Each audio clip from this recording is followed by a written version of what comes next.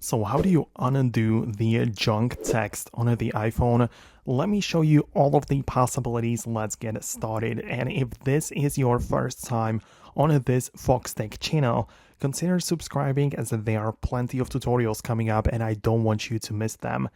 Anyways, there are some things you might be interested in. For example, if you want to undo sending of a text message through iMessage, what you have the ability to do is to quickly type in the text like this, and once it sends, you can see you'll be able to hold it down on it and click on undo send.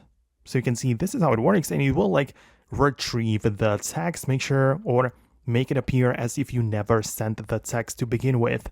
Keep in mind that you can only do it for a limited period of time. It's not like you can come back to yesterday's messages, for example, and perform this, right? It's only after, a few minutes or so.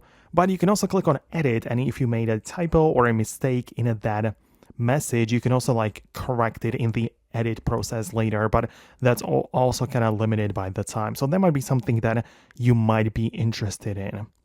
So when it comes to junk text, you might also mean the spam messages that you receive, right? And those are actually part of your filtering.